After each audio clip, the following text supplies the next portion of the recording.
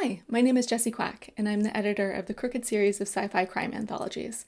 I'll tell you a little bit more about that after the presentation, but right now I want to introduce J Theodore, reading from their story in Volume 2. This was originally recorded on November 12th. J Theodore is an author, graphic designer, and all-around collector of creative endeavors and hobbies. They enjoy writing about magic-infused technologies, first contact events, and bioluminescing landscapes.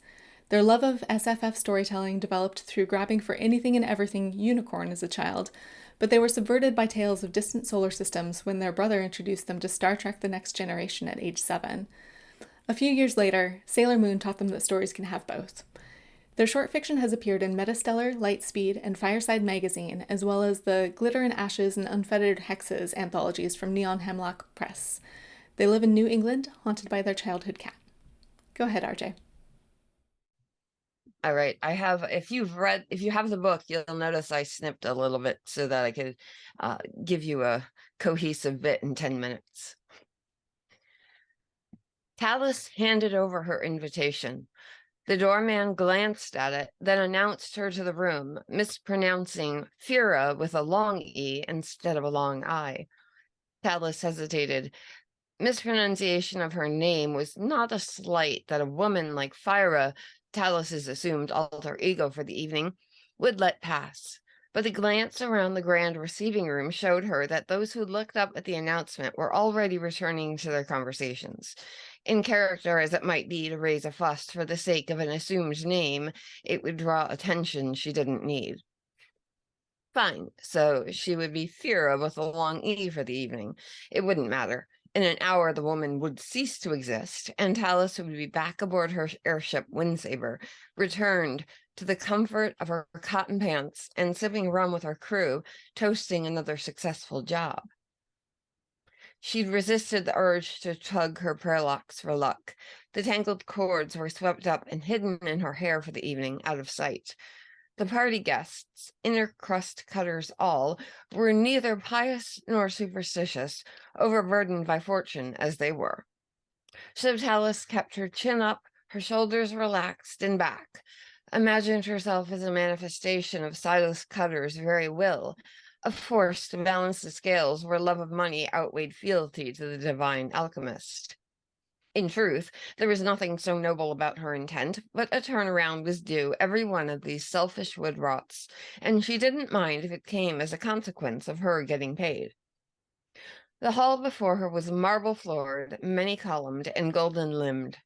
Curtains at the back wall hung opened wide and gathered near their hammered copper gearboxes, revealing the edge of the island's sky cliffs and a host of glow pumpkins on their smaller floating islands in the distance. The light of the bulbous, buoyant gourds crept toward the deeper purple of evening, with only the tiniest golden tinge of daylight remaining on their glowing flesh. Within the hall, doing their best to compete with the god's own light display, chandeliers were suspended on delicate chain cords that could be raised and lowered by yet more coil and gear-cluttered devices. Anywhere the latest technology could be employed, roller chains, turned tooth sprockets, and brass dials and crystal-handled levers reflected the light, as highly polished as the metals on an Imperial Admiral's pale blue jacket. There was an abundance of guards as well, posted around the room at regular intervals, as though the many empty and unlit display pedestals still held their treasures. But the Count's renowned collection was reduced to a single point of interest for the evening. Tallis stepped forward, still acclimating herself to the heeled boots beneath her skirts, still acclimating herself to the skirts, for that matter. The corset was a joy as well. Anyone interested in silhouette above substance could spend their time in the company of a very attractive lamp and probably be just as satisfied. Tallis hadn't worn a corset in years, and not that she needed a reminder of why. Now she remembered why. She was thankful, at least, that current fashion dictated sleeves, gloves, and throat-climbing collars. She didn't doubt that some others attending the gala on legitimate invitations had tattoos of their own, But Tallis never factored dressing in disguise into her tattoo placement decisions, and her arms were well marked with brash and amusing statements that suited a smuggler captain just fine. This woman, Fira, no doubt, would have chosen something like a single glitter fly on a single buttock cheek. Tallis had tattoos in that region, but nothing so ladylike as a glitter fly. As Fira, she swayed her way through the crowd, feigning familiarity with this inner crust landowner or that high society lady, moving in frustratingly slow circuits and feeling as though she would never reach the focal point of the whole affair, Count Eric's latest acquisition, on display just beneath the steps on the opposite end of the hall. Tallis felt her satin-encased fingers twitch in disappointment every time she clasped hands politely with someone and then withdrew herself again without a memento. It would not do, not here. Though if she picked the attendees' pockets to her heart's content, she might not need to complete her central purpose at this event to come away with her ledgers balanced for a year. Winds knew she had room in the hidden pockets of her skirt for the various treasures bandied about on the wrists, necks, and ears of those money-breathing fools in attendance. But she had a contract, and Tallis never turned her back on a contract, even if it took 11 winches to force herself into a corset. Besides, reliving the count of his excess was going to be the highlight of her year. Anyone who not only wasted their money on a useless prize dredged out of a racist and bigoted history, but then threw the damned thing a party as though it was a newly named infant was just begging to be knocked down a notch. After meandering her way across the room and convincing even herself that she was in no hurry to get there, Tallis finally stood before the host's new prize. How thoroughly disappointing, she thought, regarding the item with squinted eyes. Resting lightly atop a sculpted blue velvet cushion lay a single sheet of aged paper, stiff and warped, yellowed almost orange at the edges. 3 sides were straight. The fourth was feathered in a way that told of a forceful extraction from a larger tome. The markings on the sheet were vaguely identifiable as an ancestor to the modern alphabet, but their style and arrangement left her mind swimming for understanding. Inspiring, is it not? An older man, a baronet, judging by the medal pinned beneath his throat, had appeared at her side. Tallis took a half step away under the pretense of making room for him to lean over the page himself. Remarkable, breathed Tallis, in what she imagined to be Fira's demure mannerism. That it survived so long is a miracle. The page was free cataclysm. Any doubt of that was dispelled by the detailed description of it on the invitations. Quote, a lost treasure of our precursors, end quote, if you were into that sort of thing. Tallis was not, but had still expected to be more impressed with the sheet of paper. It barely deserved the salivation of the baronet wasted over it. Some would say it came to us by providence, said a new voice at her other elbow, startling her. She tried to recover her composure as she turned to face the owner of the latest voice. Count Eric, the host listed on her forged invitation, and the last person at the event whose attention she wanted to attract. He was tall and honey-skinned with a solid, stately silhouette, a man who'd eaten well and groomed carefully every privileged day of his privileged life. She hadn't planned on trading niceties with him. All things considered, it would be better for her if the hosts of the party, he and his noble parents, had overlooked her. Lady Fira, was it? He looked distant as a scholar when he glanced at the page, but his gaze burned into hers when he turned to make the introduction. He pronounced the assumed name correctly.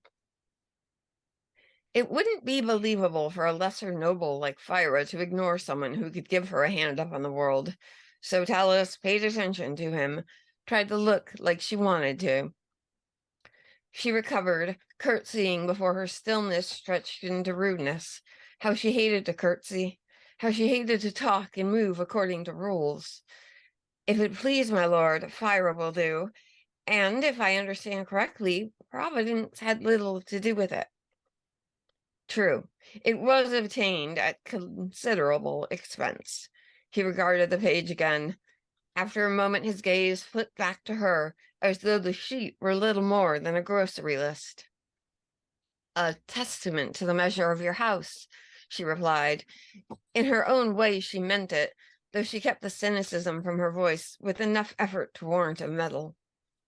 The Count scoffed, as if the implication of his wealth was a refrain he heard too often. What else did aristocrats talk about? Wealth, bloodlines, and how best to make sure the rest of the world remained in poverty while they planned another gala. Things like that. Unfortunately, prior to this evening, the room was cleared of any objects which might have better complemented your beauty. Laying it on thick, he was. Tallis felt like an insect over which sap had run, not just because it was too saccharine, but because she felt trapped. What did one even say to that when a hearty, mocking laugh wasn't an option? Of course, my dog chooses now to communicate here. In just a sec.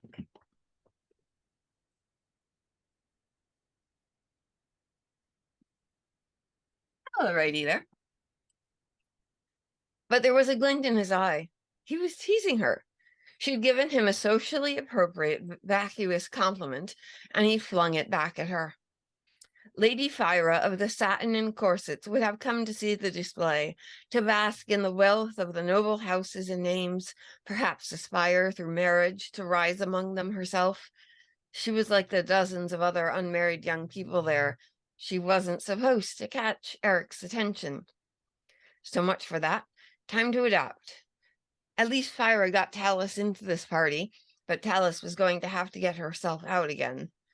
She replied, still in the imperial dialect, but dropping the feathery tone she had affected. I've heard about your collection. I'd hoped to see more of it tonight. Count Eric looked around the room, his eyes seeming to move not across the empty pedestals, but the guardsmen spaced with the same mathematical precision around the hall. Precaution necessitated we let the guards focus on the codex page. The rest of the collection has been moved to a private gallery for the evening. Private. She lowered her chin and looked up at him through her false lashes. My lord, if that was an offer of a personal tour, I accept. He blanched. He was not so interested in her as to bow to a whimsy, but he was interested enough to take pause at the suggestion. So she took the risk of pushing harder. I promise not to keep you from your guests for any longer than you feel appropriate. Back in the real world, she might have said, I promise not to rob you, but somehow among the wealthy, the more one had, the less one expected one's peers to take it.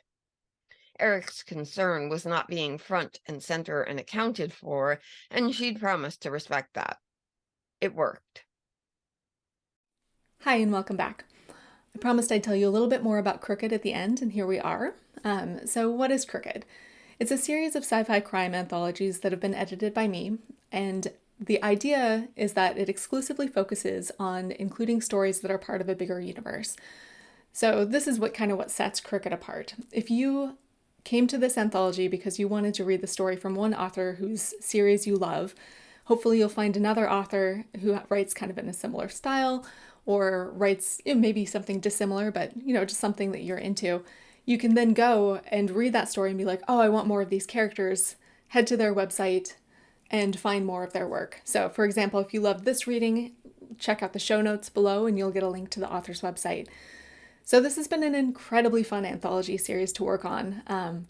Please keep an eye out for round 3, which will be coming next year sometime. And if you enjoyed this reading, please support the author. Go buy their books. Head to bit.ly/CROOKED V.2 and you can find this anthology to find more of the stories. And yeah, I hope you had a really good time and take care out there. Bye.